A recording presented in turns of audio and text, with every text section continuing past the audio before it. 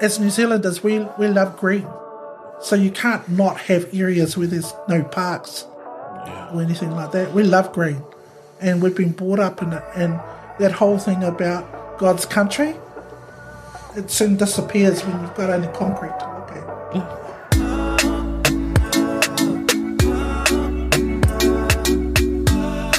This podcast is proudly supported by the Ōtara Network Action Committee, ōNAC, community-owned, community-driven and community-led. Kia ora once again, and welcome back to the We Are Ōtara podcast. My name, of course, is Vincent Tyrone Vitolino. You're part of my family. That's why I tell you my name.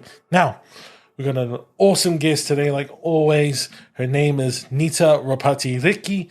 My word, 60 years in Ōtara with amazing stories such as swimming in the tidal of Ōtara Creek, as well as just causing up to mischief in the powerhouse nearby in Gilbert Road. My goodness, so much energy, such much trouble. But I want you all to remember this, though. ōNAC, amazing group of people. ōNAC, the Ōtara Network Action Committee. ōNAC, community-owned, community-driven, community-led. I was looking, doing some research, and we were talking about your job at Foundation Gambling. Is that correct?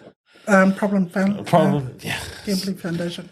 PGF services. Yeah. So how long have you been working there? It's probably in the terms of a whole lot of other people, it's been a long time. I've been there for over 10 years. So, I got all the privileges of the extra holiday week, which was really, really nice. Yeah. And just being able to share my experiences with my fellow colleagues. That's a great experience too. That's it's always great when you've got people who are of the same mind, same passion, and you don't have to justify your thoughts and your political situation or where you stand around certain issues. They get it straight away. So it's really great to be in an environment like that nurtures that whole. I don't necessarily believe that there are a lot of workplaces that encourage forward thinking and thinking outside of the box and being able to explore really controversial subject matters around your job when your job is identified and has specific roles that it needs to play and that it's contracted to do that. But in the availability of our management or the management that I fall under, that's encouraged us to be really innovative thinking and to think outside the box. It's made us a happier work group. Yeah. And that's because it feels like we've been listened to, and some of our ideas may be extreme, but when you're dealing with the issue that we're dealing with, and that's about an industry that's targeting specifically Māori and Pacific people around gambling, and that the industry has all this wealth or money behind it, this expertise. I'm a community worker working in community, trying to support community workers as well as families who have to deal with the problem of gambling. It can be quite, it's, you've got chocolate and cream on. They're the same, but they're not. Yeah. One's black, one's white. Yeah. So, that's the industry, really. So, So I love my work and that I'm doing. It's just a real shame that the particular area of work that I'm in doesn't get the support or enough support financially so that you can get really good counsellors and have them stay with an organisation because they're being valued because of not only their qualifications but that they're getting the money that they probably get better if they're in the private sector. So I think that's a challenge, always a challenge anyway. Absolutely. For a lot of organisations that are contracted through government and that are doing not-for-profit organisations. Yeah. Was there any form of support like that in the past for our community? Honestly, when I first got the job, I was 9 months out of work, and I was desperately looking for work, and I just threw my job application into the organisation, and it had to be in, I think it was about 3 days before Christmas closed, and I went away for the Christmas holidays, and I didn't even think about it. And when I got back from the holidays, there was a letter there to say that I had been shortlisted. So I went into a profession that I had no idea about in terms of gambling. The only gambling that I understood was my grandmother's gambling, playing housey, having to take it to housey at Whaiora Marae, and walking in and all the smoke pouring out the doors and all this chatter and all these women sitting around, and everybody had their chair and knew where they were sitting, and I'm going, oh my God, I can't stand this. It wasn't so much for my grandmother being there, but more so the smoke. Yeah. I don't think anyone can imagine what that was like these days, because we don't have smoking in public in public venues anymore. So, you open the door and there it goes. Shoo. Yeah. All the smoke just comes pouring out, and you can smell it, and you go, oh, far out. But my grandmother was housey fiend. Yeah. And she was also a gambler, and but my mother was adamantly against gambling, and so was my father. And it's really interesting that my father comes from a community where gambling was very, very strong. He was brought up in Ōtaki, so the Ōtaki Māori race courses there. So there's a huge background, I think, for Māori around gambling. Yeah. But I don't believe, I think that there's a huge difference between housey gambling, horse race gambling, and pokey. Yeah. So I believe that there's a huge difference there.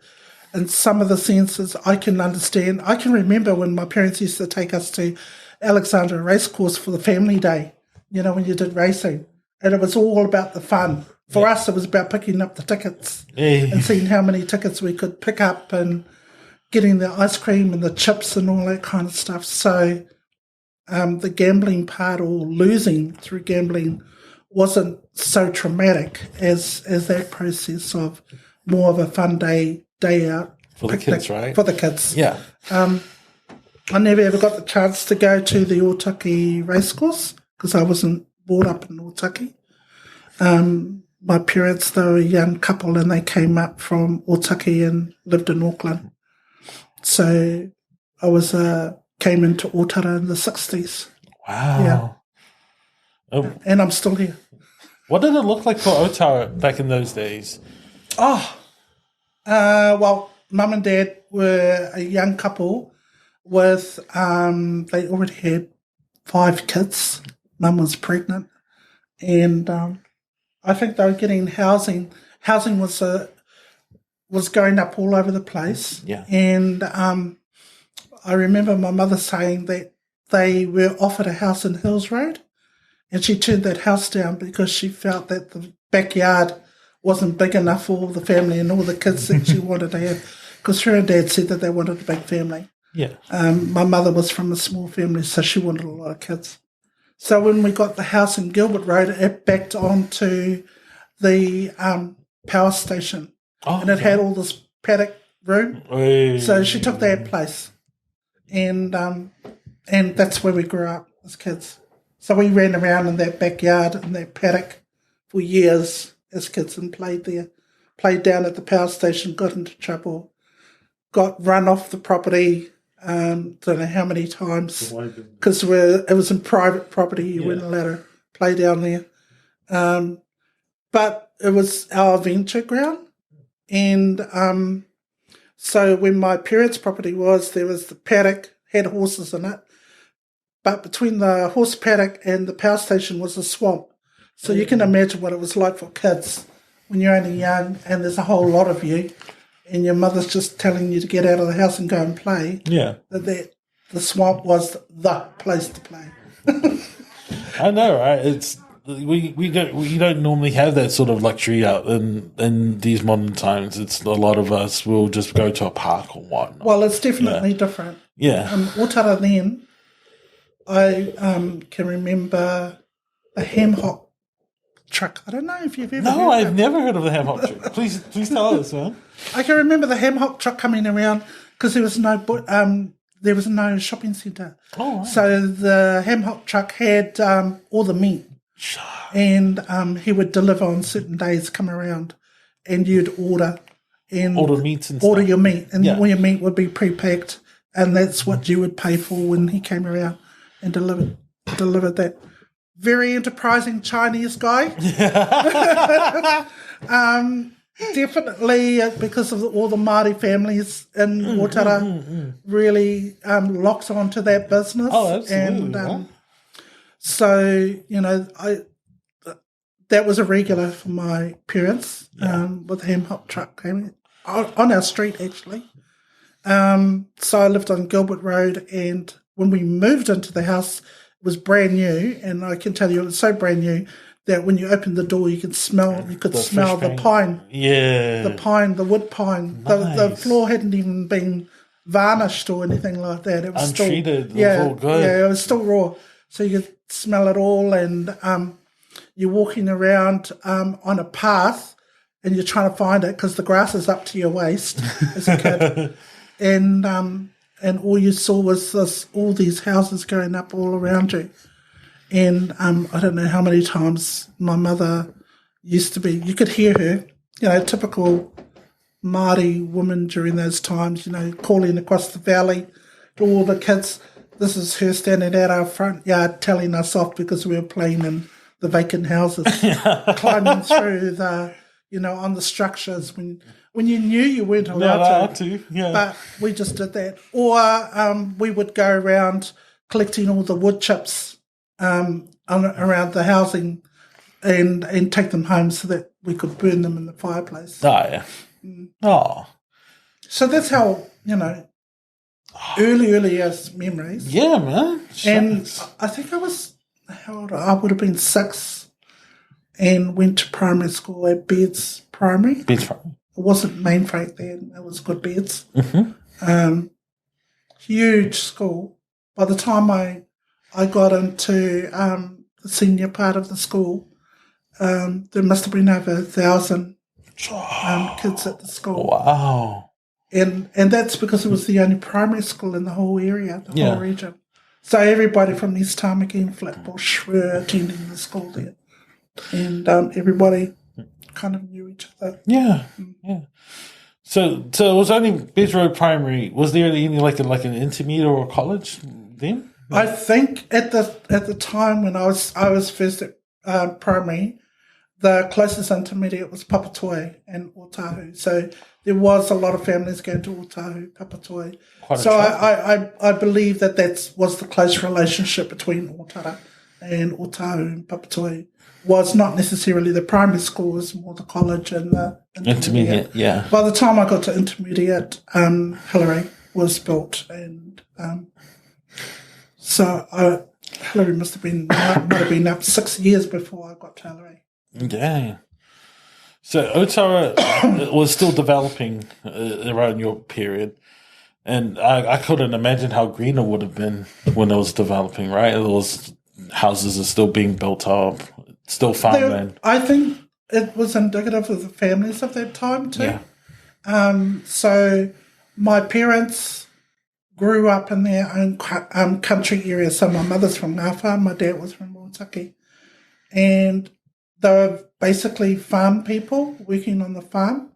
And as kids, because we were a big family, every weekend our task was to go out and find food. And our parents would take us out. So during blackberry season, we would be out there with buckets getting blackberries. I hated that job. But that was my mother's pick blackberries so she could make jam. And we would have blackberry tarts. You weren't allowed to eat them as you put them in the bucket because there was never enough, apparently, because there was too many of us. And my father would always, or my mother would always take us out and we'd go and pick puha in the back paddocks all around the creek, all around by the paddocks there. There was no football fields. They were all full of bloody cows and, yeah. So, and East Tamaki, and across the creek, when my dad had a car, we would go there and get mushrooms. So I think that was just the way that it was for families then. We weren't the only ones that were doing that. Yeah. Because, Ōtara Creek used to have mullet flowing in it. So people would be fishing for the mullet. I didn't know that. Would be netting. This is when I was a kid. Yeah, this is the first time I've ever heard of it. Oh, well, when they didn't have that dam up, it was free flowing. And it was very tidal. Yeah. And it would be very high. So in the summer months, man, swimming there was just the bomb because it was deep and, yeah. So, yeah, people used to fish for mullet in the Ōtara Creek down by the bridge with the schools. Jeez. I know you can't imagine that, but my brain is just. It's funny enough because me and Will we're in an initiative at the moment. We were talking about the history about Ōtara's waterways and lakes and whatnot, and we were just in the discussion, which was funny enough. We wanted to know if anyone had swum in like Ōtara Creek and whatnot, and you literally just went. Because I lived on Gilbert Road, and Gilbert Road is literally at the kind of mouth of a underwater facility. So there must have been a creek there. Yeah. So when they did the housing, they must, and this is only from my experience now when I think about it in reflection, there was a huge water drain. So I can only imagine that there must have been a creek flowing through there. Yeah. And it was a side creek that fed into the creek because we used to walk the back along the creek to the back of the properties, and the Loina family, they wouldn't know who they are. It's back there. They were all part of the Sione family, and they all backed onto the creek. But the creek was tidal, and my mother always used to take us because she couldn't afford us to do anything in terms of activity, but we used to walk around the back of the creek and go swimming. Wow. So everybody swam in the creek. That would have been during the 60s. Yeah. And if we were fortunate enough, if my mother wasn't so tired, she would walk us all around to where the bridge is, where you walk across the walkway bridge for school, for school kids. And that's where people would be swimming in the tidal when it was deep. And you'd be seeing people who were bringing their nets in from mullet, catching mullet. So, yeah. So, over time, it must have looked different because you must have seen. Were you there to see all the changes happening in Ōtara as it moved to where it is now?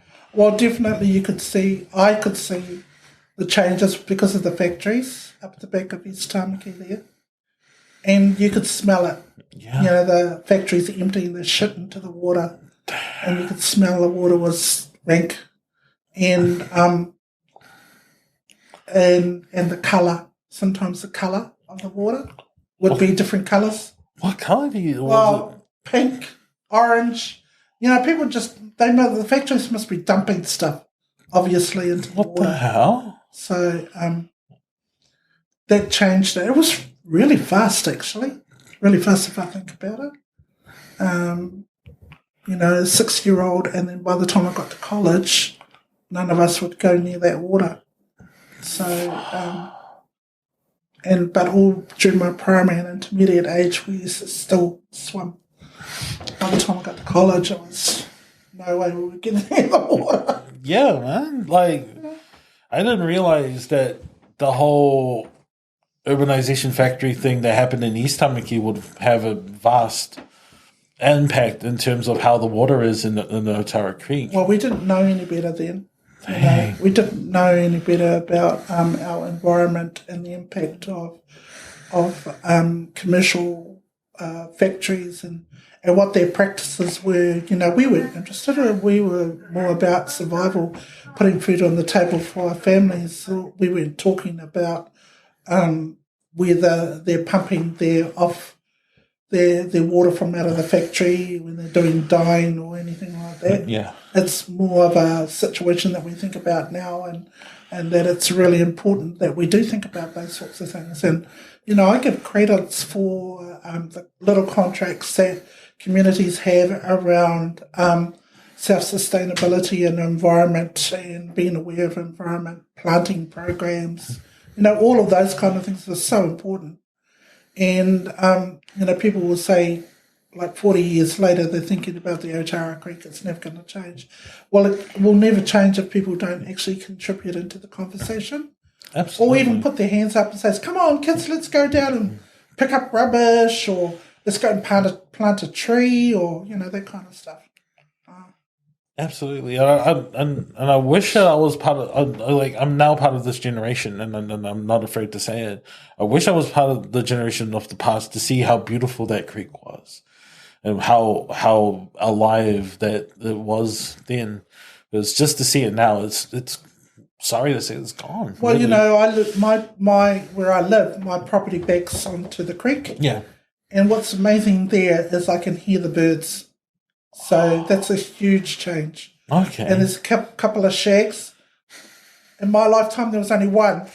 And we'd always keep our eye out for it, during the summer period. Yeah. But now there's a couple. And, I think it is slowly changing, and I think people's attitudes around the environment are changing as well. Yeah. I know that this community takes particular pride in making companies accountable and responsible for the environment, which is great. But it's come a long way. Funny, I need to tell the story, but I can remember because our grandparents lived in GI. Yeah. And we would always spend weekends there. And my grandmother would do this thing, and the motorway was only 2 lanes then. So it would have been 2 going to and north and south. Yeah.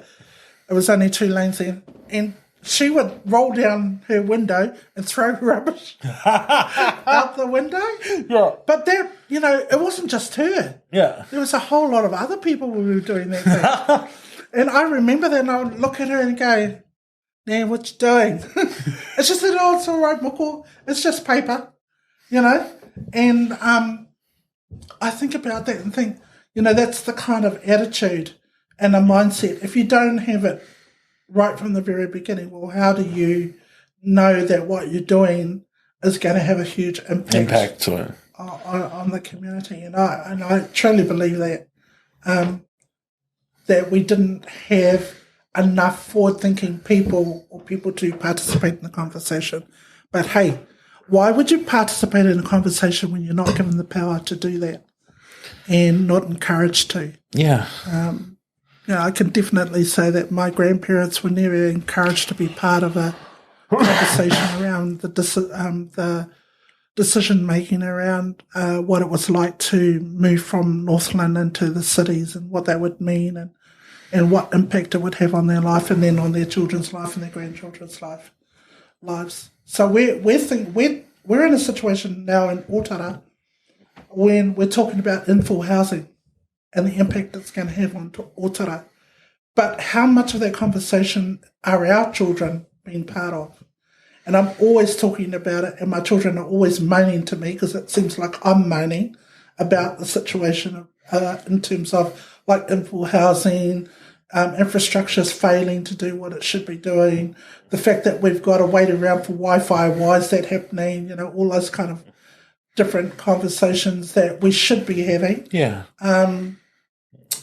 And even though you're having those conversations, and I'm having those conversations with my children, it's actually got to be solution-based conversations. Yeah.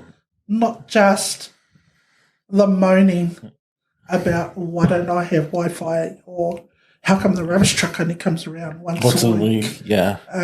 Why aren't they picking up my 2 bins every week rather than every other fortnight? All that kind of stuff. Yeah, it's more problems being picked up, but no solutions behind. I don't know whether or not we're brought up in a society where we're encouraged to talk about the social injustices. Yeah. Whether it's from me as a Māori woman or the cultural impact of my child being takatapuhi, or the fact that our environment, we don't have enough services picking up rubbish, or where we're going to put that rubbish, the fact that we don't spend a lot of time or encourage to. Plus the education system doesn't really encourage that as well. I agree with that, definitely. I think that the education system is built more around compliance and learning history, but not necessarily saying, let's learn from history. Yeah. We're learning about history, we're not necessarily learning from history. Yeah, just being forward thinkers and innovators. Yeah, we can and learn encourage that creativity. Yeah. I mean, sometimes it may be really left field and you think, oh my God, I hate that.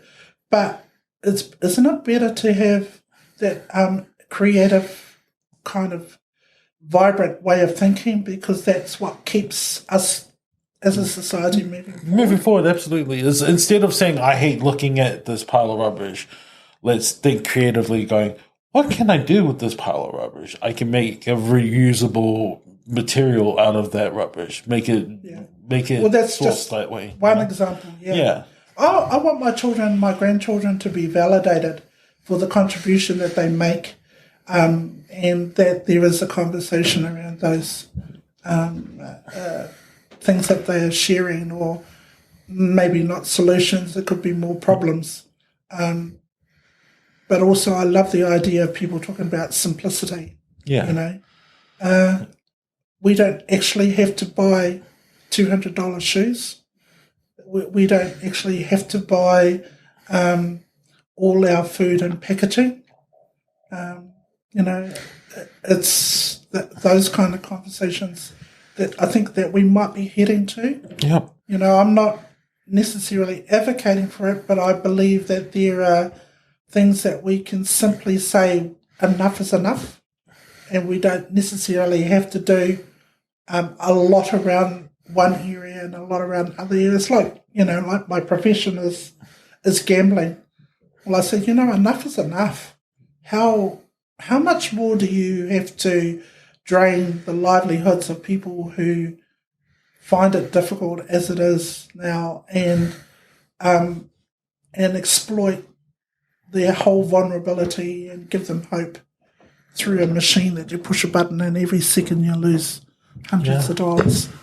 So, I mean, yeah. Do you call that commercial capitalism to its finest, and or entrepreneurial development for different people? I think, why didn't us Māoris get onto it straight away? We could have made thousands of millions of it, but that's the point. The point is that we've never really been, and we have been commercially thinkers in the past, but why would we exploit our own when what we're trying to do is support ourselves and our own and our families, and make it a community wealth rather than an individual wealth. Yeah. And there's not a lot to gain if you do it as an individual. Sure, you get the fame, money, and all that stuff, but as a community, you gain a lot, not only for the community itself, but for the future of that community to grow and perspire. Like, I see Ōtara, if we have a lot of our people speaking as loud as it needs to speak out to change things, the environment around it, the people, the things that are happening, gangs and whatnot. If we have enough voices to speak out loud enough for everyone to hear it, to see it, and for things to be done, I believe myself that Ōtara could be the better and very, very strong that it could be. I think we are now. I just believe that we're listening to the judgment too much rather than viewing the positive. Yeah. I think that there are a lot of people who are doing amazing stuff in the community, but we're not hearing about it.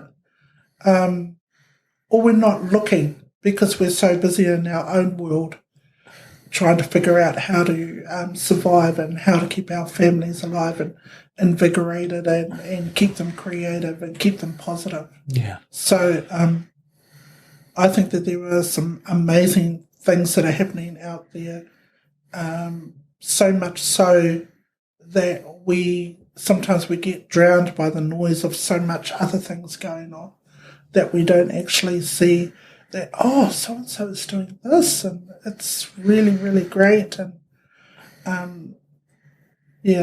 it's hard to pick. I think it's very difficult to pick a whole lot of things that are happening in the community. Unless you're passionate about a certain particular area, then that becomes your passion, and that's where you fight and that's where you push. And I say, do it. I suppose it's all about my own family. And I have opinions, and they're pretty strong within my family, and they know what that is. But I'm also passionate about where people's creativity sits and what they want to do, because I'm wholeheartedly supportive of that, because they're the ones that are going to build our community. They're the ones that are going to build our society. And should I believe that their creativity or whatever they want to do builds negative a negative social impact on myself in terms of my culture, or me as a woman, or me in terms of being a family member, then of course I'm going to challenge it. That's our right. We should. And I think that there are many people within the community that will do that and try to steer things to a positive direction. I'm not saying it's the right direction, I'm just saying positive. Yeah. Right can also be negative as well, from different people's perspectives. Yeah. I'm not quite sure what that could be. It could be education, language, religion. There's so many avenues to it. Yeah. So I'm a person who's lived in Ōtara for over 60 years. I find it really difficult to think about living outside of Ōtara. Yeah. The whole situation about a mortgage and a house and a home, moving out to Ōtara is daunting, especially here in Auckland. And I can't say it's much better in my hometown, or my connections to my family in other places in New Zealand, because housing is just as difficult there as it is here. Yeah. Even more so, I think it's more difficult in rural areas, because they don't necessarily have the same capacity for work as we do here in Auckland. Yeah. And even then, it's not true, because here in Auckland, we're really fighting to keep our positions in our works, in our work positions. I think COVID has impacted on us a lot in terms of thinking of those things. Yeah. And that many of us are looking at alternative ways of being able to keep our families going and surviving. So those families who are out there doing marakai, yay, go for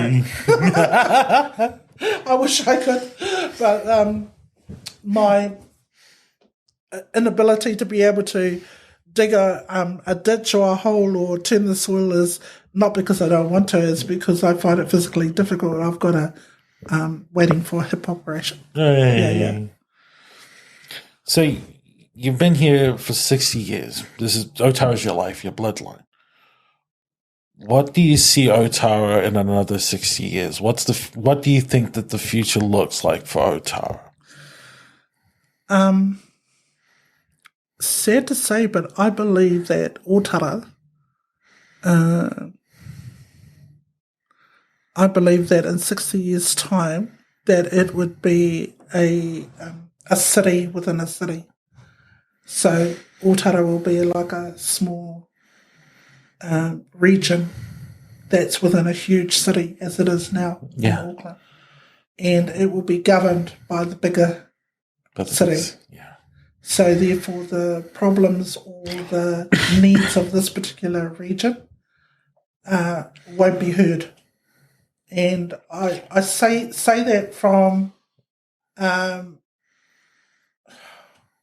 probably from a negative point of view, if you think about it, because there's not enough Ōtarians participating in the political conversation around the future of Ōtara.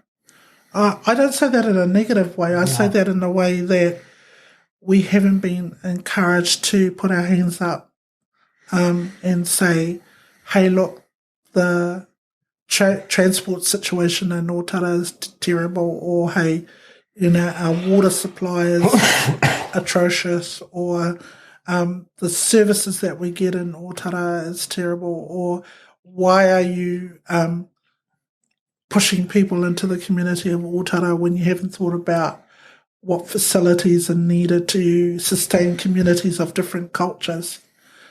I don't see any of that happening now around the conversation. Yeah.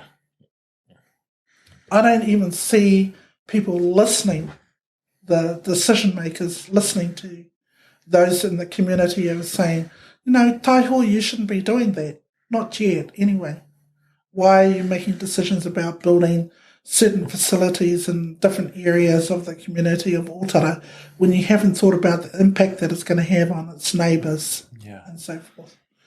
When you don't have decision makers not listening to your community, well, then you already feel defeated. So my 60-year view is that if freaking infrastructure doesn't, or the decision makers don't start listening, or actually say, well, hang on, you're right, we've got to stop that, or actually we don't have the money, just be clear to the communities. Transparency, right? Transparency. Yeah. Transparency. Are we going to put motorways and make them huge, and you're going to be the centre of the motorway turnabout, spaghetti junction kind of stuff? Yeah. If that's what you want to do in Ōtara, then say it. But don't cover it up with other things piling up. All these soft policies that they want to put into the place. Yeah. The whole situation with the Ōtara Creek is a really prime example of that. The power station is run on the basis that it needs the water that comes from the creek. And that's why they put up the dam. And the dam did damage to the creek. Then the factories were built up around the creek. They dumped their stuff into there. Oh, we better do something about it because, it's impacting on the residents. And then they go and clean it up. But they don't clean it up to the point where the residents themselves can actually utilise it as a functional recreational area for them. But if they did that, that meant that people would probably be more accepting of the fact that we're doing infill housing. So if you're going to do infill housing, then we're actually thinking about apartments. So if that means it's a 3 to 4 story apartment building, then be more clear about what it would look like. But that would mean that you've got to do something about the infrastructure. You've got to provide something that is relevant to the communities that are going to live in. Yeah, alleviate what's going to be coming up. Well, as New Zealanders, we love green. So you can't not have areas where there's no parks or anything like that. We love green. And we've been brought up in it. And that whole thing about God's country, it soon disappears when you've got only concrete to look at. Yeah. It becomes and if in comparison, if you're thinking about those who have travelled overseas, we always love the idea about coming back to New Zealand because fresh air, clean, God's country, green, the seas and the oceans. But the more we come back and we see and look within ourselves and look at what we've got, we're questioning, where's this war? Where is it sitting? It becomes more of an urban jungle, the concrete jungle that you come back to that other cities have, and it's not. But we end up being like everybody else. Yeah. We shouldn't be like everybody else. We need to be our own, and we've proven that we can do that. With David Longing going to talk about anti-nuclear, Frank, New Zealand stood their ground around that situation against this huge country, America. And the fact that people are giving Jacinda Ardern shit because she closed our country off to everybody else in the rest of the world. That's how we do it. Yeah, absolutely. Absolutely.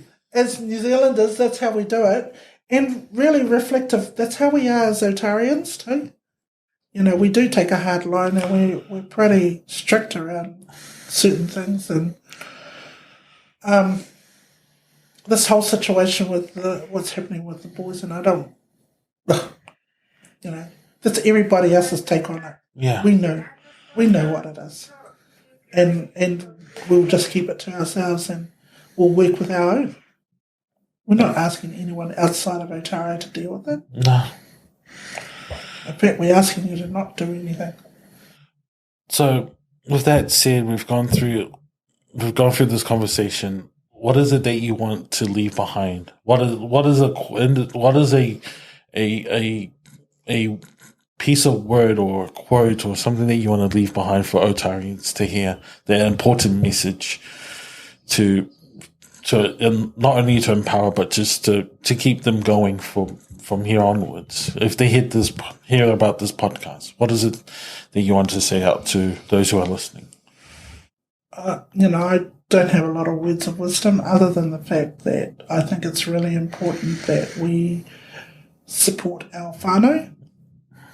I have mokopuna now, so my thinking is really different to when I was a teenager. So it's all about the history and my legacy is what I can bring to the table that will help them be better people.